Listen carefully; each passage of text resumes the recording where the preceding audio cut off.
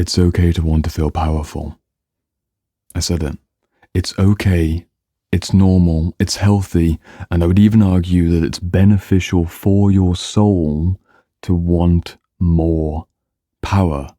And some people will be triggered by that phrase already. They might think that I'm a criminal, sociopathic, narcissistic abuser because they might believe that power is fundamentally about a winners and losers, power over, power under dynamic between tyrants and victims, but I am not talking about that type of power. I'm not talking about manipulation and forms of systemic degradation of people's self-autonomy and self-respect. I'm talking about self-empowerment, and it would be a straight-up disingenuous thing for me to stand in front of this camera and tell you that I wanted anything less than more power. Because if I were to ask you the question, if you had to choose for the rest of your life starting in this moment between powerlessness and a sense of powerfulness, which one would you choose for the rest of your life? You could only choose one or the other. You would be insane to go for powerlessness. Everybody's going to choose a feeling of power because we know that it makes us feel good. The issue is that when the shadow dynamics wrapped up in our power drives, we have lost the ability to contact the archetypal king and the archetypal queen and learn how to use our power for collective good. But that's what we're going to be exploring in this very dramatic introduction, leading into a pretty heavy conversation with hopefully an inspiring outcome of how to gain more power in this world without losing your spiritual integrity, without sacrificing your morals and values, how to gain authority without putting other people down or inflating yourself into a grandiose position where you are bound to become tyrannical. We're going to be exploring some archetypal psychology, starting with King, Warrior, Magician, Lover. We're going to be looking at power in a variety of therapeutic situations, and we're also going to be fundamentally addressing this question of trauma healing and the role of power within a healthy process of shadow work. And today's video, although it's the last episode in the shadow work series, which you can find linked down in the description, I have loved putting together this over 5-hour playlist of intermediate and advanced shadow work. Today's final video is a response to this question, which initially starts with this framing about relationship power and equality. I'm not going to focus there. I'm going to look at the very bottom line of what do you think about power and equality, because equality is something which theoretically is available to all men and women. But if you think about subjective inner reality, my work with clients over the years has proven to me that most people have a default leaning towards superiority or inferiority. This is what we call the superiority complex and the inferiority complex. Other people might call it the victim mindset. Most people have a leaning one way or the other way, which means if you have two people in a relationship, even if everything is equal between the two of you, there's always going to be a felt sense of power imbalance, and you can't level out someone else's subjective interior world. But what you can do is increase your own power. You can increase your own feelings of self-empowerment, which in my opinion is a mixture of self-love, self-compassion, self-respect, and a significantly high self-esteem, which isn't threatened by the changes out there in the world. You can build your power from the inside out, but you need to understand, if you're going to play this game of gaining more power and being unapologetic in your hunger for gaining power in the world, that you better bloody make sure that your power drives are aligned with beneficial outcomes for everyone around you, or at least minimizing the harm that you're going to cause to the world. Let's go into it. Let's look at it from an archetypal lens, which I believe is the best foundation. And again, King, Warrior, Magician, Lover, and perhaps a good feminine equivalent, The Heroine's Journey. These are two books that you can read in your own time and a fun behind-the-scenes moment. I thought I might want to bring this book out from the library to read a quote. I went into my shelf just over there. I picked the page out. I opened to the very first page. It didn't have this little pink note. And this was a quote that appeared on the very first opening, and it's synchronistically exactly the quote that I should read. So let me read this for you from King, Warrior, Magician, Lover, about what it means to be in true kingly energy. And for women who are contacting the queenly energy, it's the same basic principle. Power is taken into the kingly or queenly consciousness and distributed through the empire. Quoting from the book, "The ego of the mature man, or mature woman, feel free to substitute, again, it's not direct, but it's appropriate enough. The ego of the mature man needs to think of itself no matter what status or power it has temporarily achieved, as a servant of a transpersonal will or cause. It needs to think of itself as a steward of the king energy, not for the benefit of itself, but for the benefit of those within its realm, whatever that may be. And I think that's so powerful that I literally brought it out of the bookshelf and the quote was right there. I wouldn't lie to you, and there's no reason for me to lie to you about choosing a quote from a book. I'm going to take the hint because it ties directly into some of the chapters in here about the great goddess or the authentic queen. It's the fundamental guiding principle that if you are going to take on more power in this world, you better make sure that you are genuinely intending to share that power with others, because the maliciousness that we're seeing in society is when selfish people take on more power than they deserve, and they hoard that energy in a way that makes them sick. They go down pathways of material gain, they go down roads of manipulation, and ultimately they end up at the dead end of apathy and soul loss because their power was not serving a generative cause. If you're going to do authentic shadow work, you need to look into your unmet needs and also your shameful desires. And if I've learned anything about working with people who have a lot of private ambition, but also trauma, also pain, also wounding, there's never a lack of desire for more authority. You want more authority in your life, and you can work out systems and networks of gaining authority which uplift other people rather than putting them down to lift yourself up. Because if you ever grew up in a family where maybe your parents used to put you down, or maybe there was bullying between you and your siblings, or maybe you had a difficult neighborhood, you were used to power structures where power was enacted upon you and you had to shrink down or swing into the superior position to try and fight back and defend your cause. That's not something which you need to repeat.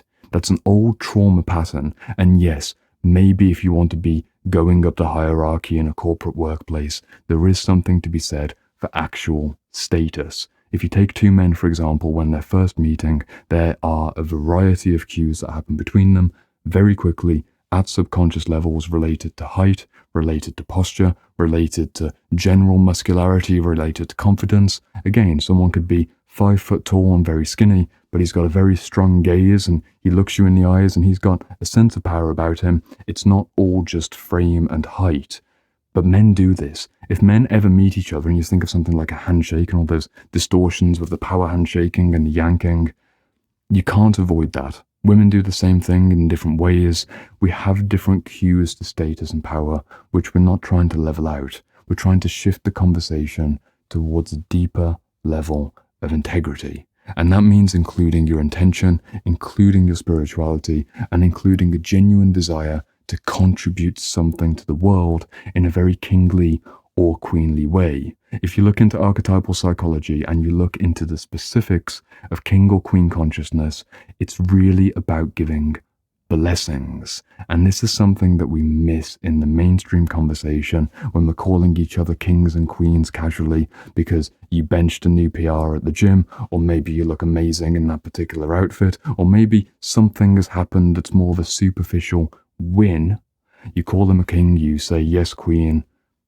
We're heading in the right direction, but we're missing the essence, because what happens for the true kingly or queenly consciousness is that the light is received to then be integrated and digested and then propelled outwards. So it goes in, it gains force, and then it goes outwards. The true kingly consciousness, if you look back to ancient stories, some of the best stories about kings, the true kingly consciousness, the king stands as a guide between God and man, and the truly humble king takes that plenipotent energy, all of that higher inspirational divine will, and distributes it across the kingdom as an archetypal symbol. And the same again from the people who are serving the king.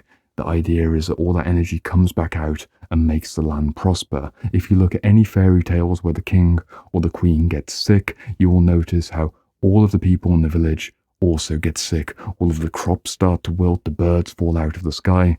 There are many, many stories like this, but we're missing the idea of blessings, not giving blessings to people. I'm not going around signing the cross or bowing my head in Eastern prayer. I'm not talking about that. I'm talking about daily blessings. And something that really comes up for me on a weekly basis is when I'm responding to people on the internet who comment down in the comment section or send me DMs, I enter into blessing consciousness. And this is maybe a corny thing for me to admit, but when I go into the comment section, usually at the start of a new week, I'll have a couple dozen comments to respond to because I've been offline for a few days. I come back onto YouTube and I just send out a round of messages of, thank you so much for saying this. Thank you for sharing your story. I'm so glad the video helped. You're welcome. I'm wishing you the absolute best. Maybe check out this book. You can go and watch this video next, or thank you for sharing the story. I'm giving blessings. And it might seem like a grandiose mythical fantasy, but I am confident that sharing this with you at this point in this kind of video, if my imaginal capacity goes towards being on a throne and people are coming in and they're saying something and I'm giving them some energy back, I'm not trying to take from them. I'm not trying to collect taxes and you're kind of emptying out your coin purse and there's one pebble on one clod of dirt and a tiny little copper coin and I take all of it. I'm not in that kind of dynamic. I'm in the dynamic where people are coming to say thank you and I'm saying thank you and here's some more. I really like that energy. It's what I've done in this entire playlist. It's giving more than you take because I gain power from that giving process. The reason I've made this playlist, the reason that I built the Shadow Work library, yes, is that it benefits me. I'm really proud of this course. There are incredible lessons and exercises in there. Please join me on the inside. But fundamentally, my entire marketing effort has been to give, and give. And I'm proud of the playlist because I've done it in a very ethically integrous way. I haven't tried to take from you. I haven't tried to trick you. I've shown what I can offer and I leave it to your adult judgment. And I applied the same principle throughout my business and throughout my personal relationships. You take only to receive what you need. And even if you're building towards a greater sense of abundance and prosperity, you have a vision for where that can go. To keep the thread about me and make it really practical and be open with my own shadow of my own power drives, I would like, and I intend, to get very wealthy in this lifetime, not just so I can have my own land and my own home and beautiful organic opportunities with all of my diet, my supplementation, and a few cool trips here and there. Not just that. I see a vision where I'm starting organizations, maybe a company, maybe some kind of non-profit, some kind of institution in my 40s, my 50s, my 60s, some kind of legacy which employs people and helps other people build their careers in this inner working space. I'm intending to make a lot of money, which I see as bringing in a lot of energy so that I can turn that into something which is beautiful, create a system, create a structure, invite people into that, and it continues to proliferate as a positive contribution to the world. Most people are lacking that level of consciousness, and it's normal when you're in the survival stages. If you're just trying to scrape by to get enough food to pay the bills and pay for the food, especially as prices are rising, I understand that you're not yet in that consciousness of being able to see how you can generate jobs and employment opportunities for other people. But this is something that really, really excites me. I get so excited about conscious entrepreneurship and conscious business because if you have a soulful intention with your multi-decade career, you can create so much love and so much safety in the world around you just because you made something that you sell for money, a service, a product. You take that money, you enrich yourself, and you enrich yourself to enrich other people. And that process of giving out blessings, when people have said thank you, either in the form of verbal thank yous or the form of a monetary thank you, which is payment, you don't abuse your power. But what if you're not interested in entrepreneurship? What if you're not interested in making a big business and you're happy where you're at with your career? Well, there's another conversation about the energy of healing. And I have this very important and very confrontational book, which is written towards therapists and coaches, power in the helping professions. And this is a really interesting philosophical discourse about the power imbalances between student and teacher, or between client and therapist, between client and coach, any kind of power dynamic within a professional context, but it can also apply within a parent-child context. If you don't recognize that there's going to be a power imbalance, if you're unconscious of the power relationship overall, and you think that this conversation about entrepreneurship or giving out kingly and queenly blessings is all very convoluted and not related to your personal life, Read a book like Power in the Helping Professions. Even though it's written for therapists, it will help you to understand that unless you acknowledge the fundamental power imbalances within every relationship that you're in, and if you don't do it, I'll put it this way, if you don't acknowledge that power is a thing, and you try and keep it in the shadows and pretend that you're not playing the power games and you're far better than all of those silly human social concerns because you're spiritually enlightened and you're focused on the really important things like your relationship to God and your relationship to Mother Earth, you're going to be swept into dynamics where you will either unconsciously become the tyrant or you'll become the victim. You only need to go into various dysfunctional spiritual spaces where groups of people come together and a cult leader takes control, or maybe you enter into a relationship with someone who promised to be your soulmate and may have even appeared to be your twin flame, when you realize that either end of the dysfunctional shadow polarity has actually taken hold. If you step back and try and assess why has this happened, it's because the question of power wasn't addressed up front. This is actually one of the points that I looked at in the previous video, episode 7, on shadow relationships, where we're looking at this point of not letting the partner hold the shadow in the form of you having some kind of secret, I'm superior because I'm more healed dynamic, because you're more sober or more conscious or you've read more books. You can go watch that video if you really want to. For the sake of simplicity, just be aware of the hidden power drives. You can't find equality in every relationship because equality is both an objective thing but also a subjective interior experience. What's within your control, however, is knowing that you're not self-pedestalizing, knowing that you are neither placing yourself above nor artificially putting yourself below, and accepting that every single relationship dynamic will have a shadow projective compulsive element of when you meet someone within the first 5 seconds, there will be a moment in your psyche where you decide, a little bit inferior, a little bit superior.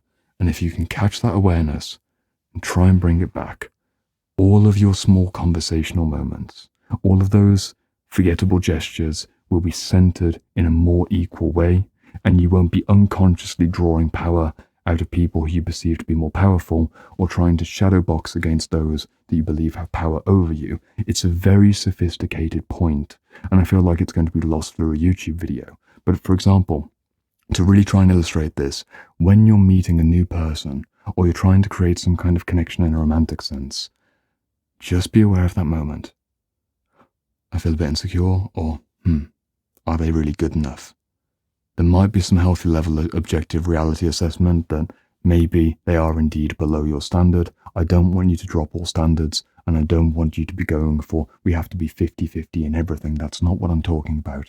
I'm inviting attention towards the unconscious power games that are at play in every single relationship. Because if you don't read a book like this and you're a coach or you're a therapist and you think that you can just play this even game of I'm someone who's helping people to work out their psyche or their healing or go on a spiritual journey and we're two equals having a conversation, you have missed the fundamental psychological imbalances that happen when somebody surrenders a degree of their autonomy for your guidance in a very conscious, very intentional way. If someone's opening up to you and they're being vulnerable with you, you're in the leadership position, even if that's only for 15 minutes. Don't pretend that you're in a diplomatic peer-to-peer moment when it's actually like this, because you will misstep one way or the other way, and it's going to create this power imbalance that will be noticeable over time. Bringing this all back to the central point of how to gain more power in this world without losing your sense of soulfulness and without losing your ethics and values, please explore the king and queen archetype. Please explore what it means to have unconscious power drives, and even if you're just going to be honest with yourself, dare to admit, like I did at the beginning of the video, that it's okay to want more power. Somebody who's been traumatized or victimized or otherwise slapped around by life, they are empowered and healed during that empowerment through gaining higher self-esteem and really having a high level of self-respect and self-compassion, which I see as the masculine and feminine arms of self-love. Again, self-respect and self-compassion wedded together makes self-love. It's a simple enough equation, but it's very difficult to maintain over multiple years. But maintaining it will give you a feeling of power. And if you don't have that reliable, energetic center, you won't be able to create much good in the world. You will continue to be parasitic or even vampiric in your consciousness, and you won't even realize it. You will go to people to fix you. You'll enter into new romantic relationships looking for a solution or looking for a savior because you haven't tapped into your actual value. Healing the trauma is part of it. I'm not trying to get angry at you. I'm just very passionate about this topic, because if everyone was truly empowered at a material and spiritual level, wedded together, and you aligned your intentions and your ambitions in the power drive, the real central power drive, where it's not split, it's not fragmented and disjointed, you're not meditating in the morning before going and scamming someone in the evening, you can really figure out a very calm place. Doesn't seem like it in the energy that I'm presenting in this video, but I guarantee that it's there. It's the kind of power you can rely upon, and I hope that you discover it. It's something that has really helped me along this journey, and it's been an absolutely beautiful journey. And once more, blessings. Just focus on blessings. Even if it's something stupidly simple, like the next text message that you respond to, or the next conversation that you have with a family member whose political opinion really gets under your skin, try and give a blessing. Try and enter in, imaginally speaking, into that kingly or queenly royal consciousness and say, yes, I understand. Thank you for sharing that. This is what I can do. Or here's a comment, or even here's a boundary, but a really loving and empowered boundary. Yes, thank you for that. It's not something that I've considered, and I think we might disagree on this, but I appreciate you sharing so openly. Boundary. You're not agreeing, but it's still very empowering for both you and for them, because the words that leave your throat, if they are coloured with genuine self-empowerment, they're more likely to be received as empowering to other people. And if they have a shame-based response or some kind of competitive, tyrannical response, that's up to them. It's still in your control to give blessings to the world. And as a final reminder, wrapping up this entire shadow work series, there's no extra video that I'm going to point you towards. I invite you to join me in the course. It's the best work that I've ever produced in my life. I've been promoting it for the last month because it's taken me years of reading this work, and you can find more information in the description, or click on the full playlist to watch my course unboxing video, where you can actually see me go through module by module of just what's inside the Shadowwork library. Tell you what, I'm actually going to link you that right now. Change my mind. Go see my course and join me in the course. You'll love it.